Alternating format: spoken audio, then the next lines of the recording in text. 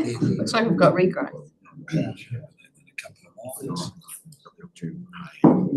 Morning, welcome to the meeting of council this morning. We have apologies for Peter McDonald, Robert Guyton and Paul Evans. I'll move, Chairman. Moved by Neville, seconded by Jeremy. All in favour say aye. Aye. We had already granted them leave, hadn't we? Yes, they're on leave, yeah. Item 3, are there any declarations of interest this morning? Haven't been made aware of any. Item 4, public forums, petitions and deputations. We're not aware of any. So we'll move to item 5, which is the confirmation of minutes for the ordinary meeting of council on the 8th of February. Are there any corrections or additions to those minutes? If not, would somebody like to move? I'm happy to second the record. Moved by Phil, seconded by Alistair. Any further discussion? I will put the motion.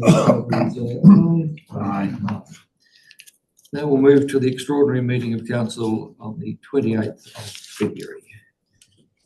I'll move. Moved by Eric. Second. Seconded by Lyndall.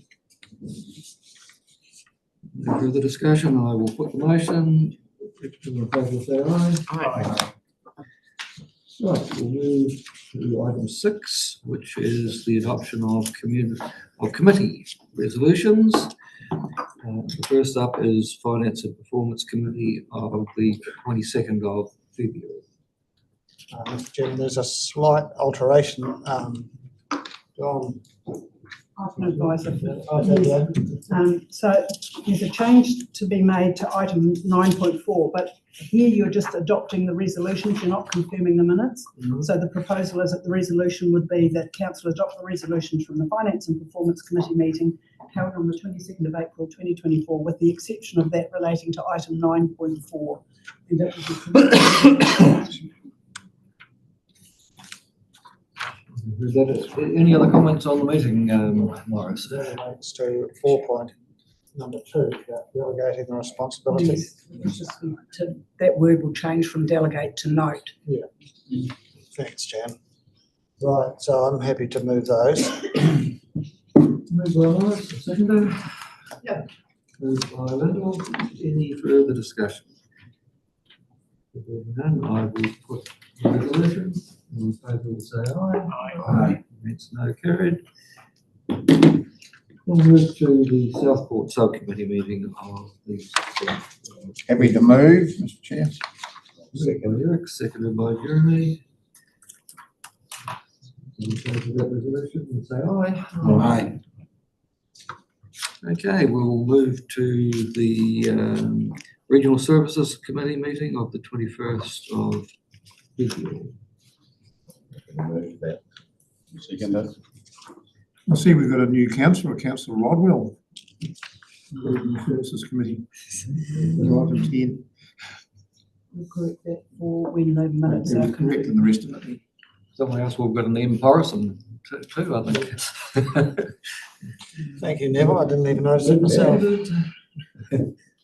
All in favour say aye. Aye.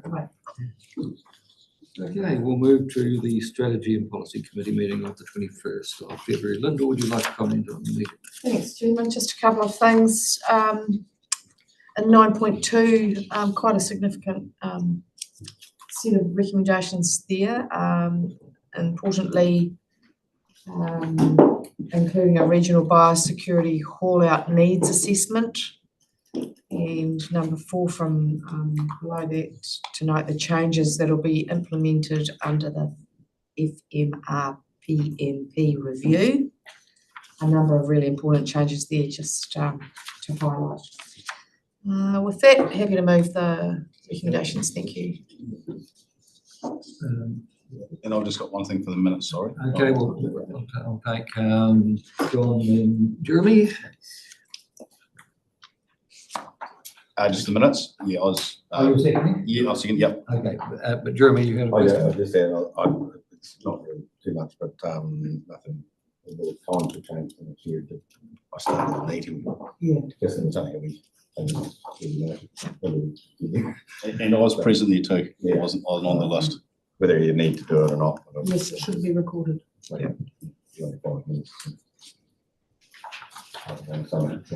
John's had to move in anyway. And sorry, Jan, have you got that? I actually was there. I'm not on that. Yeah, perfect. Thank you.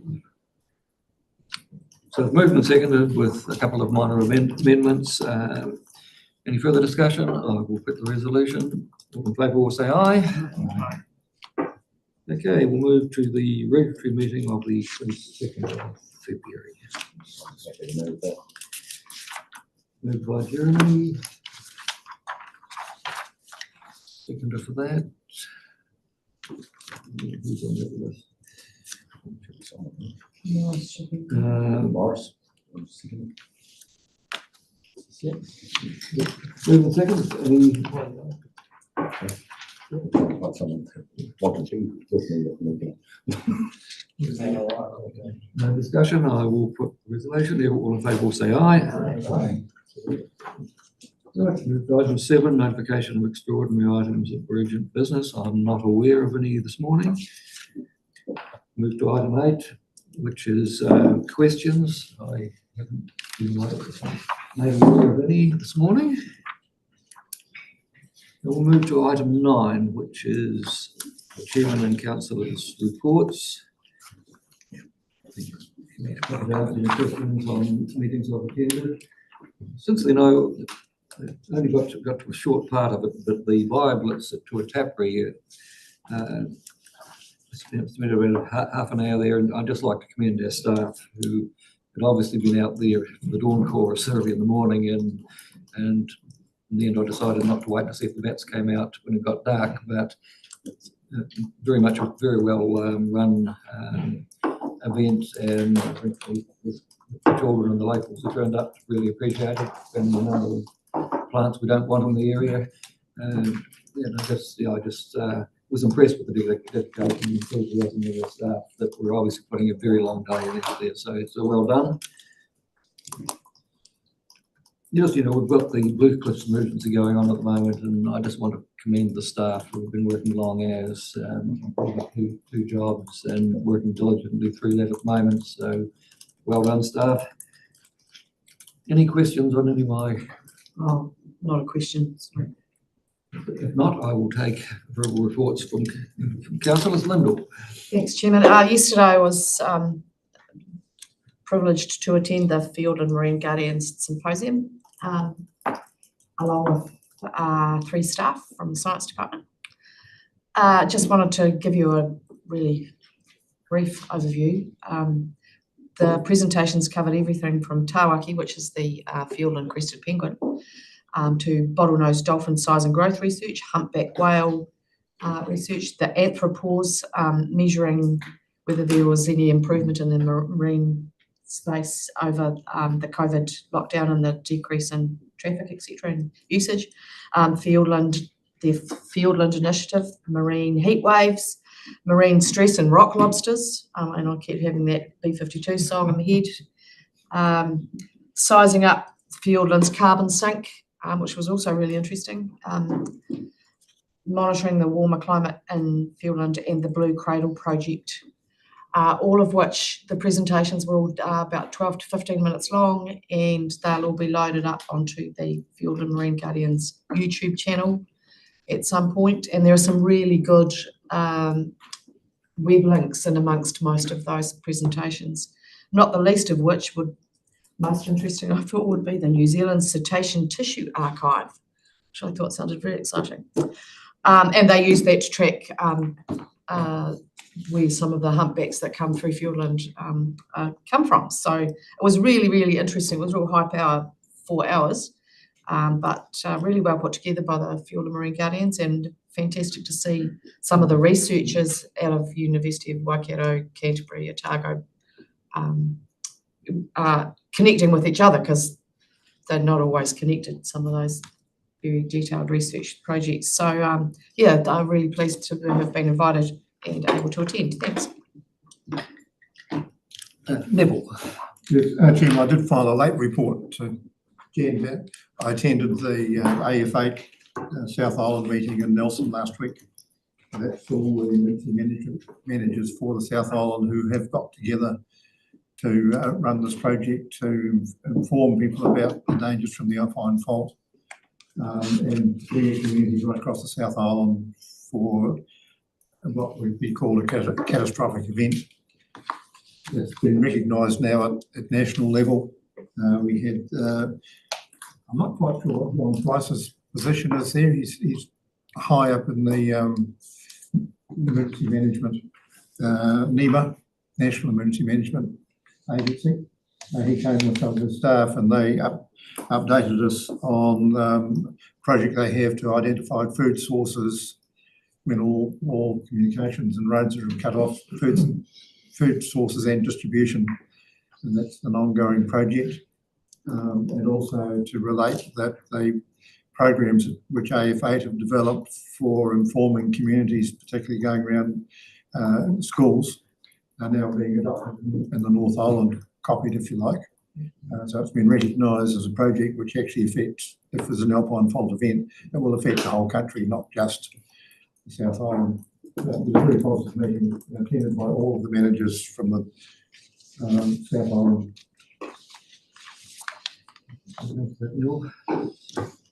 I've got Phil and Alistair.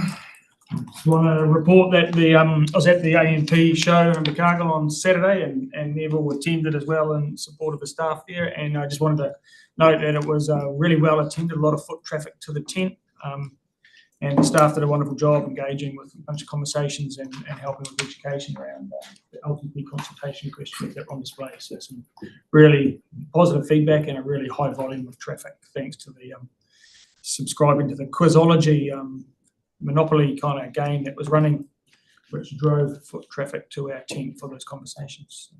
Really positive job. So good. That's good to hear. And it's the first time I've heard about the Monopoly type thing, but yeah, anything that actually generates interest, so that we can have other conversations is really good. Alistair. Yeah, I attended the Matera Fly, not the Sunday just past, the Sunday before. And I'd like to compliment both Josh and Craig, who set up a system of, they had little trays with little fish they just got out of the Matera River, just down from where we were. And they, with the children, came along and identified them, which worked really well. Also, there was a showing there that the water quality was better than we're being told, but that was on a visual assessment. They also, yes, sir. No, I'm smiling based on another conversation about the location of that. The other thing is you know, communications, I think, were very good that day, because we had the adults going through the tent behind the children, and the children were flat out in these little puddles, and you know, fish got help, and they had to, or the weed vertebrates got help, but we had to keep changing those. The other thing, no, with the Thanks, Alistair. Jeremy. I just want to reiterate what Alistair was saying at the it's on the fly in the Tara River. Yeah, it was actually really good day. I went down there just to support the crew, but I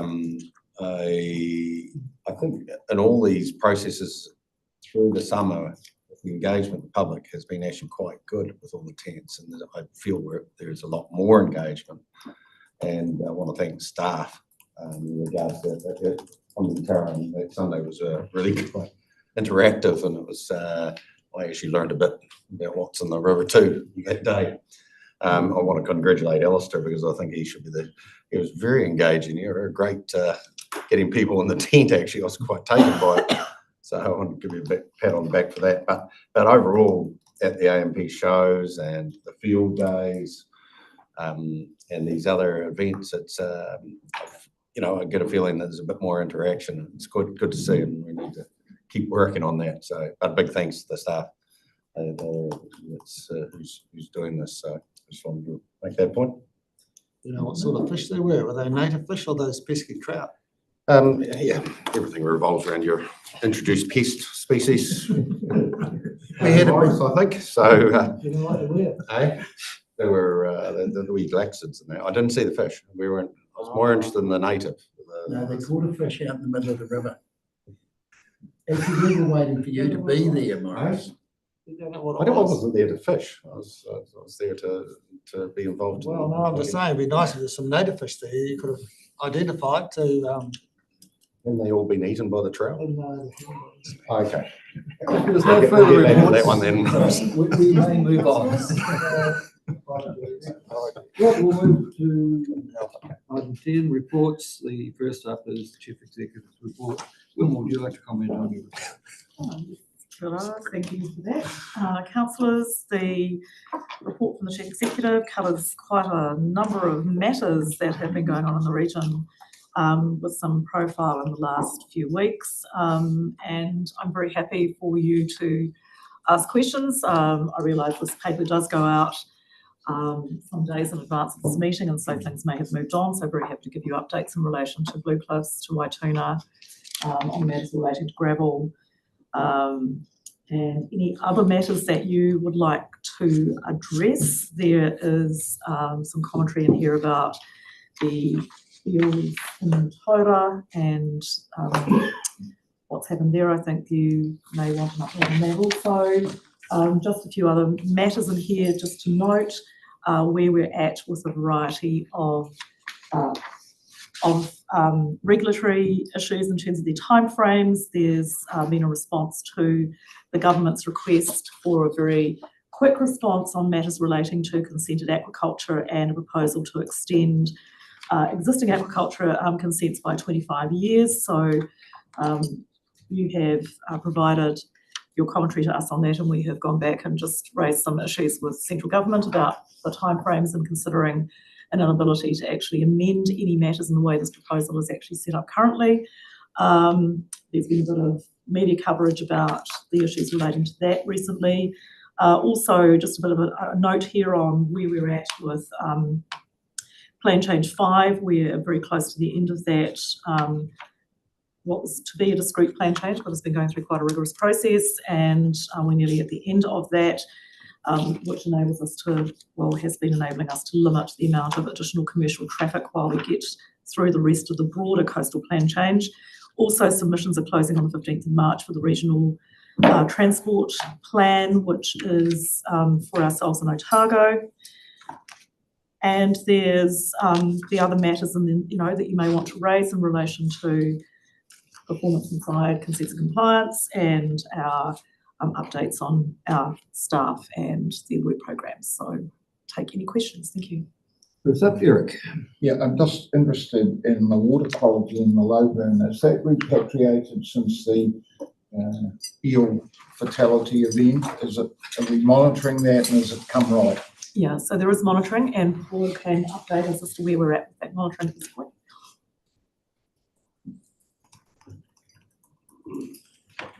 Through you, Chair, yes, testing has been undertaken, and we're still waiting the results, as I believe, and ongoing monitoring will take place. So that will be led in partnership with compliance and science as well. So we will be keeping an active watch on that area. And to Chair, so is it still toxic now, or is it repatriated? Because I haven't seen the reports back yet, so I can't say. It's probably too early to say that. Obviously, what's ever happened is no, not happening. But in terms of recovery of stream life or stream health, it's too early to say, I suppose. Thank you. Do we have a time frame when this latest round of tests is going to come back, Paul? Do you know? I believe it'll be in the next 3 weeks, but I'll just look over my shoulder. Yeah, my latest understanding is about 3 weeks would take to get that tested back. Just to you, Mr. Chairman, the Resource Management Compliance Manager, Ms. Ferguson, is absent today, but she'd asked if I could cover the her content. And as Mr. Holtz has said, there's usually a 2 to 3 week lag in getting accurate test results through from our monitoring. So we can certainly confirm the date for that, but usually it's about 2 to 3 weeks from when the sampling takes place. probably worth staying there, Paul, because I suspect that quite a few of the matters that councillors will raise may well be in your group. Could I ask, is there any thought being given to repopulating that stream with eels, considering that the entire population has disappeared?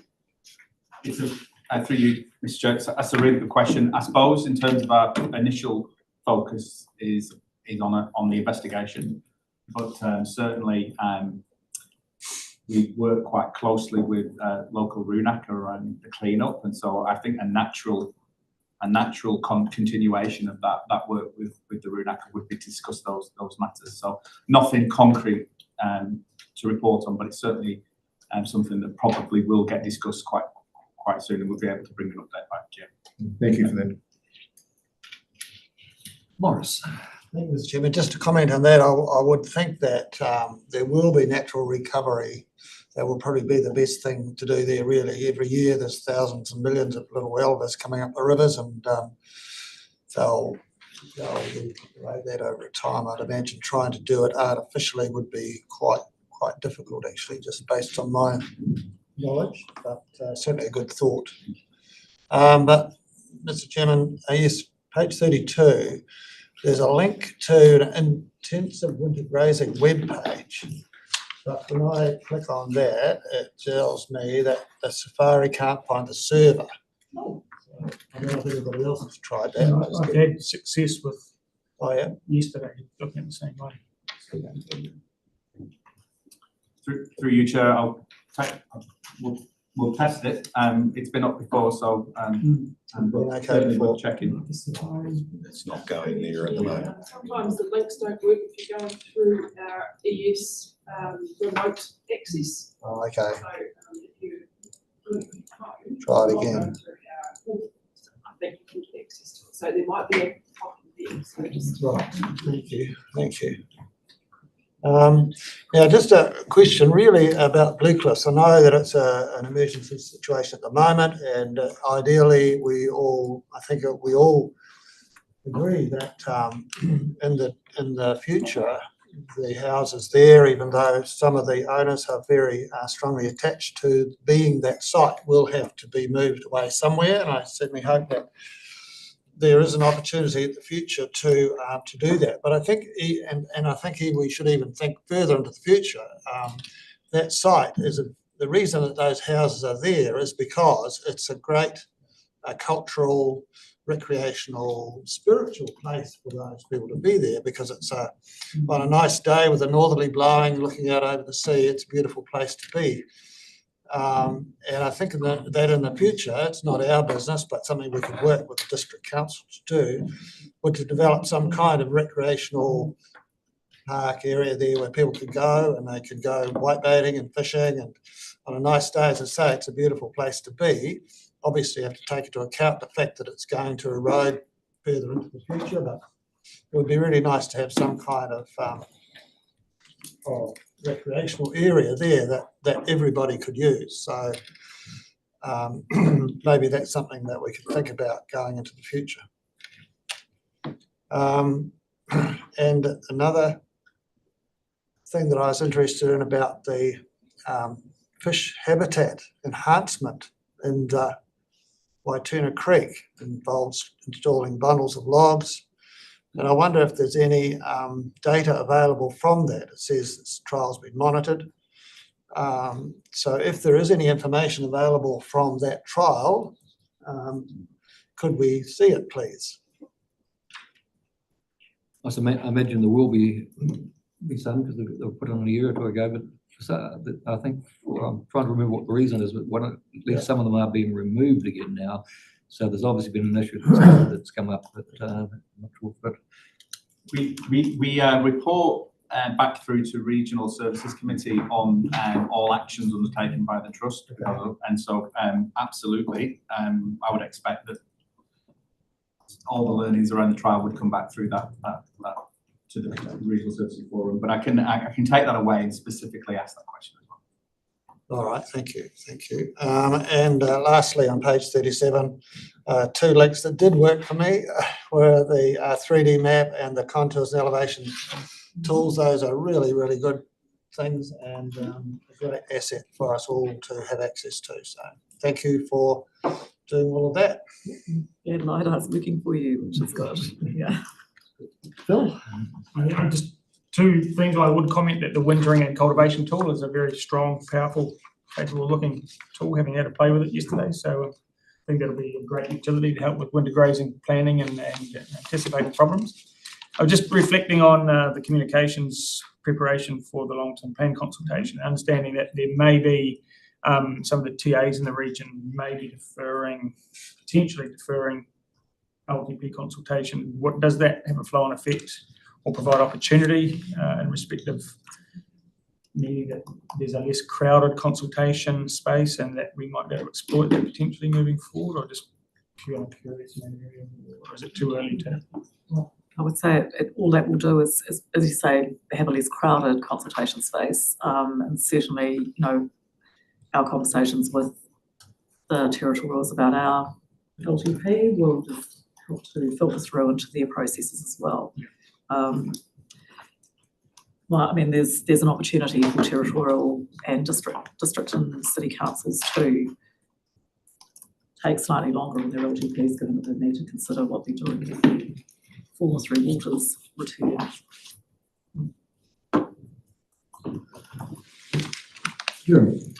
Just carrying on from the winter grazing tools to the southern contours elevation. One thing that we play around here, even just this morning on it, is the accuracy. We've got really accurate data on the 3D modelling and the elevation, but we don't. Can we migrate that accuracy into the tool? That's for us, because it's certainly not reflective of, you know, and within farming, within paddocks and understanding it. The contours and elevations are absolutely great, spot on, and that's the accuracy's the name of the game. So yeah, there is a wee bit. Yeah, we can get that accuracy within our tool. It'd be awesome. Obviously, the data's there to do that. It's just migrating it. The other thing I did notice, I'm just going back. Dairy discharge permits, 26% non-compliance, 10% had moderate or significant non-compliance. Is that normal? Does that seem high? Maybe Bruce can.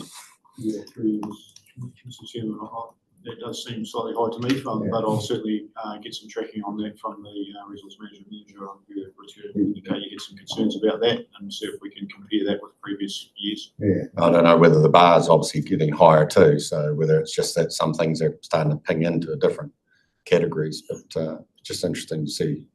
Yeah, I'll see if I can year by year. We'll round up some further intel for that on that for you.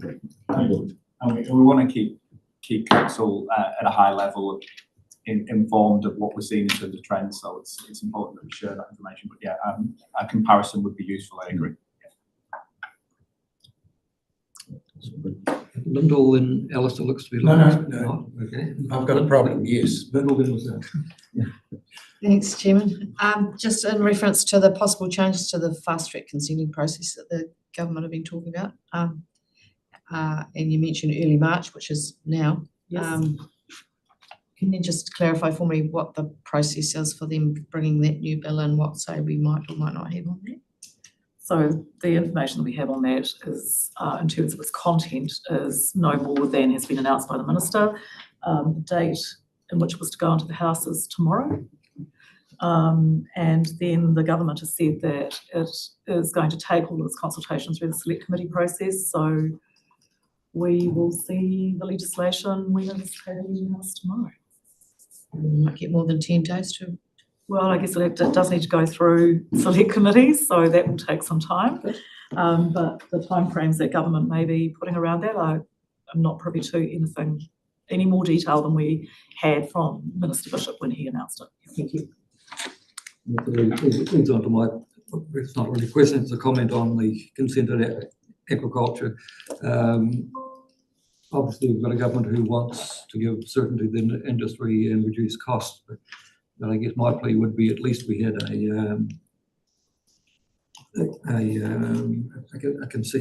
consent that we can't turn down, but at least we could look at. So that's your controlled activity that would give certainty to people. They know they're not going to be turned down, but it would give council the chance to update conditions which could be quite old. So we'll find out in due course because the submission is closed. And Morris. Mr. Chairman, I'm sorry to comment on this, but I don't agree that the idea of having a controlled activity status would solve the problems.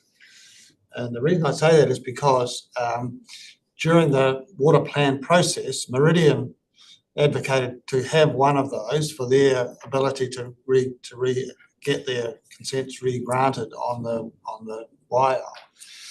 And there was a very long process through the Environment Court that was brought by the people in the Waiau catchment, and you'll know about this. And they successfully argued in the Environment Court that having a controlled activity status for that particular activity, which is a very, very important one, was not appropriate, and it shouldn't be a controlled activity status. So I don't know the legal arguments for that, but the fact that the decision went that way suggests to me that having a controlled activity status, even for very big important projects, is not without its risks. So I just caution us to say that, maybe that's not the best solution. Certainly, the reconsenting of all these marine farms, like we talked about, some of them are very benign, they have a very little impact on the environment, but some of them have a very big impact on the environment, particularly the salmon farms. There's an awful lot of, awful's not the right word, but there's a lot of food and energy brought into that farm, and that has to be disposed of somehow, and it can have adverse impacts on the environment. So, I don't know how you deal with that, but I don't know if a controlled activity status is the best way to go. Well, I think the point I'm making is that at that stage there'll be a rollover, so there'll be no ability to monitor at all, and that will give some certainty, because I think you've got a government who has got a mandate and they're going to do some of this anyway. And I guess the plea from many regional councils would be actually give us a bit of oversight, because as you're saying, some may be fine, but there may be mutual agreement that actually yes, we're prepared to update there. Any further questions? I know we're under a little bit of pressure this morning to get through both agendas. If not, would somebody like to move by Jeremy, seconded by Phil? In favour, say aye. Aye. Right, we'll move to 10.2. Yep. Can I just jump back into councillor's report again, because I felt our wetland strip was in January, but I've just looked at my diary and it was in February. So can I do that, sir? Please, sir? Go. We took a trip on the 20th of February up to Malcolm Day's property, had a look at wetlands up there, and just how everything was going. There was great discussion, went on about how he was doing it, and the fact that time was going to be the thing that healed everything there, including the regeneration of native plants from gorse and things along those lines. The only thing that the day, it was really informative, but we didn't have our water specialist with us. That was the only negative part of the day, wasn't it, Morris? Thank you. Thank you, Alistair. We will now move to 10.2, which is the use of Waituna Leasehold reserves. I'll just take the report as read, just to confirm that this is the delegation manual requires we use an emergency. 4.1.6 requires us to go to council for approval. This money was in relation to the use of section 330 to open the lagoon, concerns around cyanobacteria health. And obviously that's been updated in previous parts of council. This is just to formalise the use of that reserve, and also just to let you know that we have kept the catchment liaison chair, Ewan Perry, updated. This relates specifically to the lease land reserves, so it doesn't actually require the catchment liaison chair's endorsement, but certainly he is aware and supportive. Is there any additional items, Nick, that you think is pertinent? So just as of the that section 330 is of the emergency powers, so that's therefore, there was no pre-planned budget for this, so therefore we needed to look where was the most appropriate place to fund the operation from.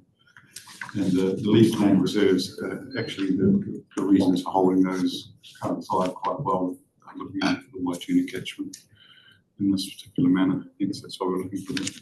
I've got Jeremy, then John.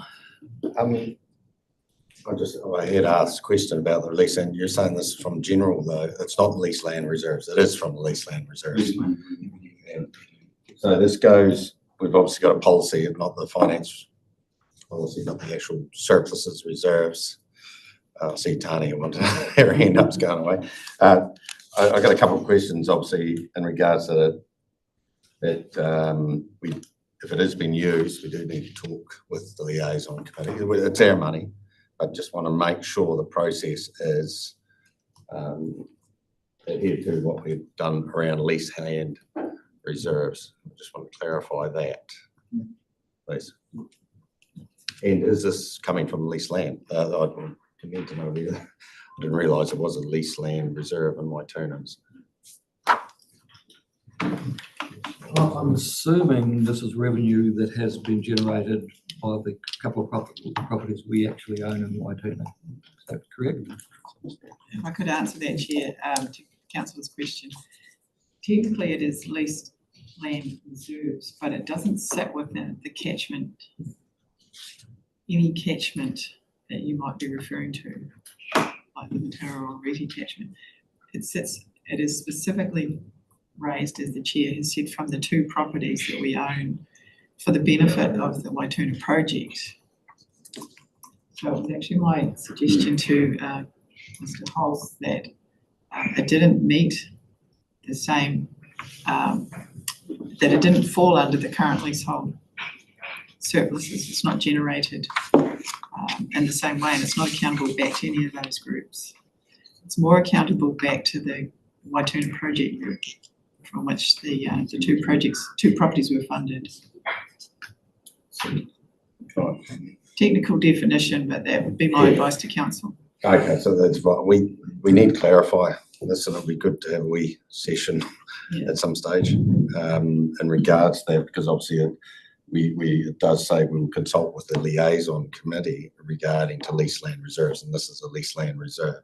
I take it there is a Waituna liaison committee, but doesn't it cover that area? This is where there's a bit of grey, and I just want to, I know it's probably not quite as important, but it's just making sure we went through this, built this policy around to make sure the community understands. And that's more to saying, how's this money got there? And is it a general reserve? Shouldn't there be a leased land reserve? I don't know. So I would recommend that we have a session at some stage to clarify a bit around the Waituna land ownership. If that makes sense. Oh, absolutely. And in fact, there's some argument that it probably shouldn't even be nominated as a leased land reserve, except it is leased land and we own it. It's not on the traditional ownership. But the substantive matter is that obviously the delegation manual requires us to get council approved. Yeah. Right, I've got John, then Eric. Retrospective consent, where's that coming from? As far as payment for that, where's that? So that we're still working through that. Obviously, the requirement of a retrospective consent if there's continuing adverse effects. So we just need to work through that process. But if that is required, then that would be a separate conversation around where would that be. And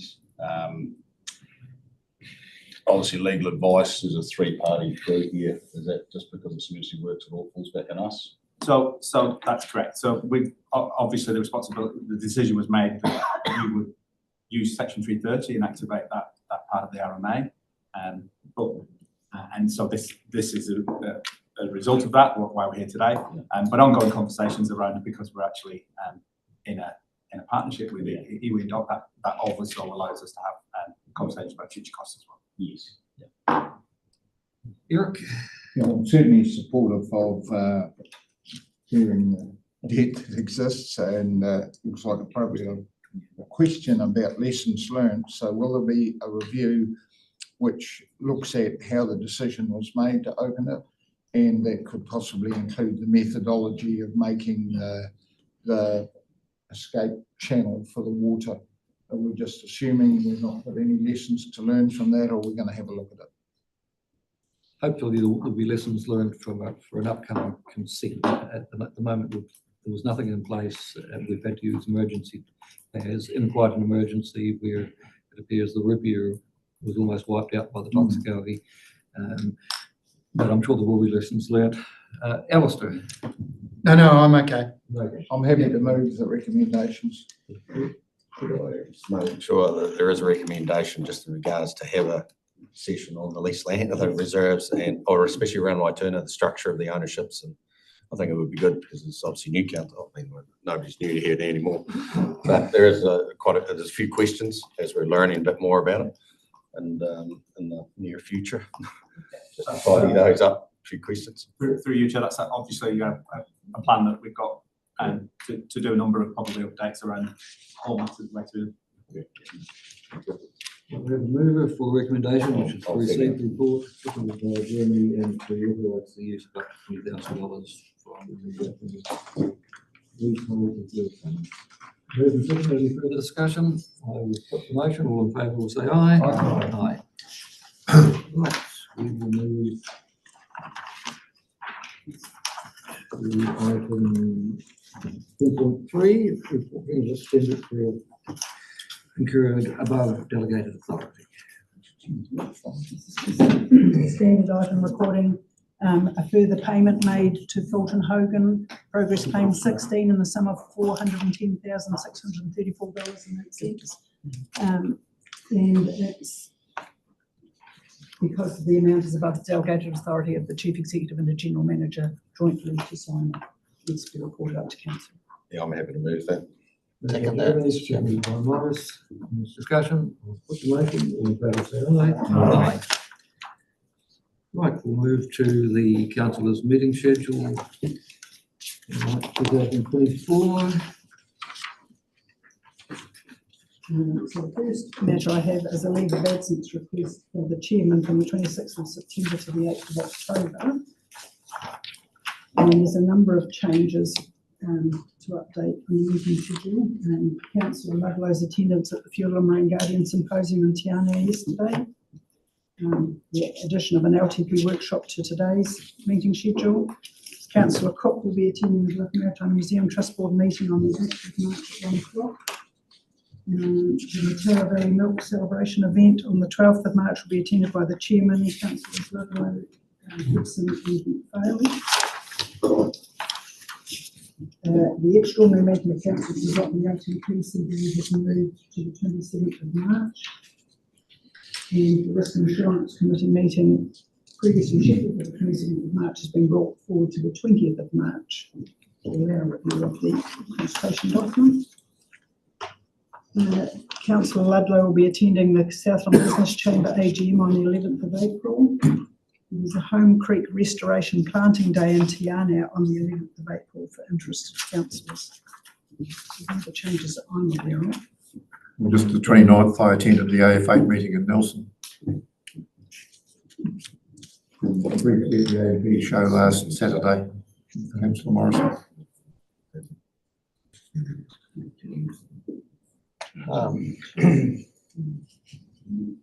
Jan, a couple of things. I see we have a new councillor called Councillor Morrison. Oh, thank you.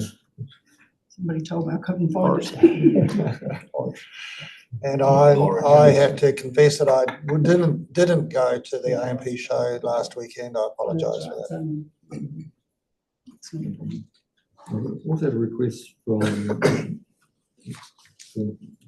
Peter wondering whether we would support in any way his attendance at the Environment Defence Conference in Christchurch. So I think you did attend last year, and I think we partially We pay travel or accommodation or We paid part of it, or yeah. registration or something. I'm happy to do that. do the same again.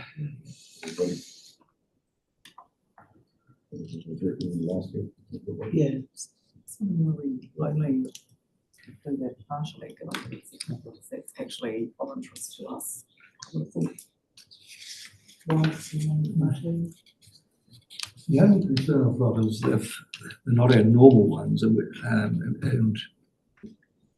maybe there should be some personal thing, or we could just say we're delegating, but then I think we'd have to have an election on it too. Oh, I see, okay. Yeah, I understand. Yeah. Although, Chairman, if I can, it does raise the topic of professional development for councillors, I guess, and some of attendance at some of those things could be seen as professional development if there was a professional development program. The head was that perhaps the councils could put their hand up for one thing annually.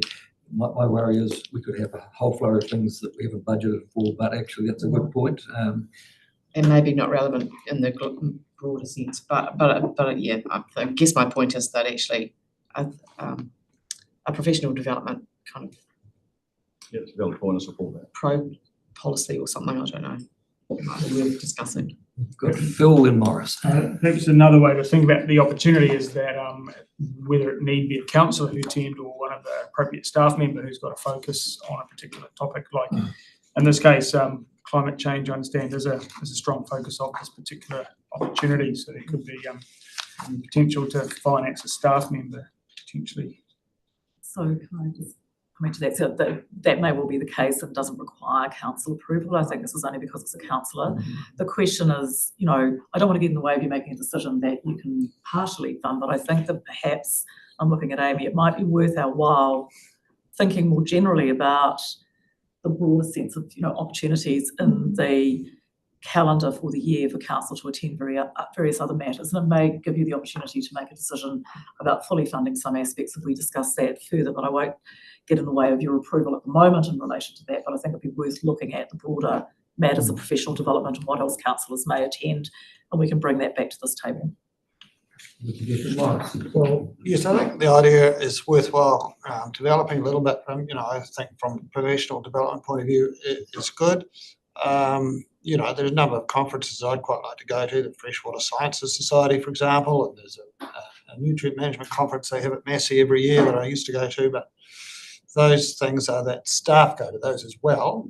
I think if a councillor was to attend a conference, they would need to be able to justify it, that it was useful not only for themselves but for the whole council in the region, and then come back with some report which maybe had recommendations of something that was going to be useful. It wasn't just something you went to because you liked the sound of it. Yeah.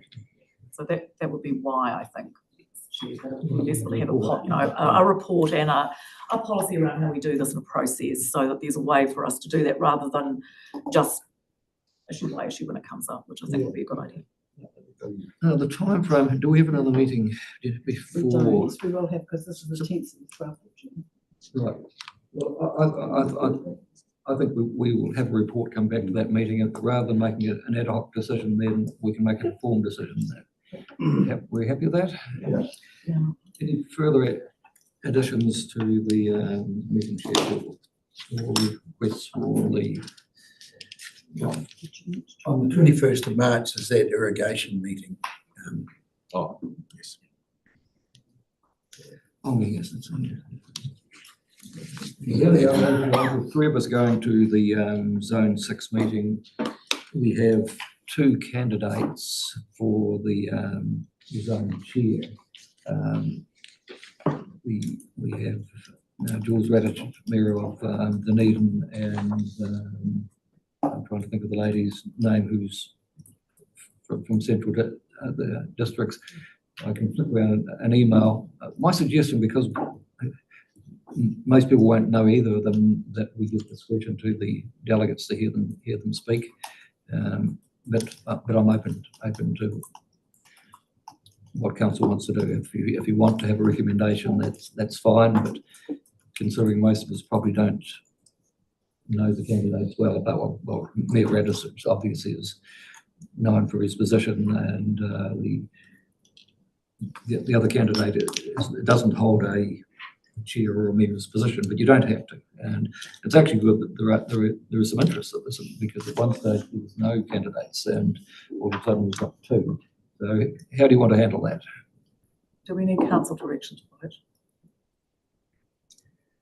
It hasn't come to council in the past, generally because it's just been one person's. Yeah. But we've got more than one, and when we go to LGNZ, we discuss that here. Is there a meeting before? No, this is it. This is it? Okay, so, we do have, when's the meeting? March, around the 20th, 21st, 22nd. Well, it follows the next council, because council's got a meeting, does it not have to consider the? If the candidates, Extraordinary meeting to if adopt. the candidates submitted CVs and There's been an LGNZ thing come out, which has, yeah, that's the first thing we should do is flick around. I uncovered yesterday that we flick around their profiles, which, but if we've got another meeting, Meeting on Wednesday before. yeah. We do, and I think we should bring back a Have a more formal informed, yeah. paper with the CVs, we've got the names, and council should vote. We have, I'm just looking, where's it? I'm looking at you, Jen, but I think that we moved that meeting. The 20th. Yeah, went to the 27th. Okay, and zone 5 and 6 is there, so we might need to put an extraordinary meeting off the back end of risk insurance. Right, are we happy with that?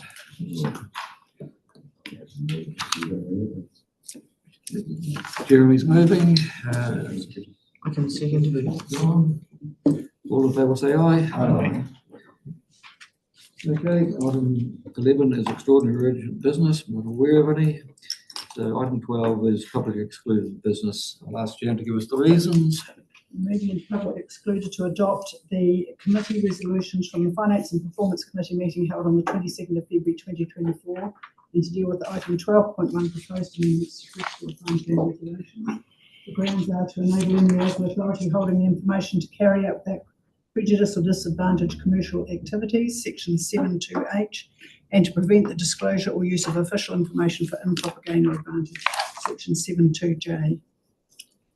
Have you heard the reasons? Would somebody like to move into public? Those reasons. Moved by Neil, seconded by Phil.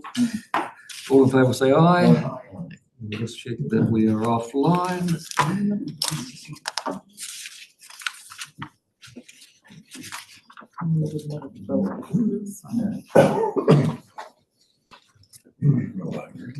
You've got Phil on, isn't it?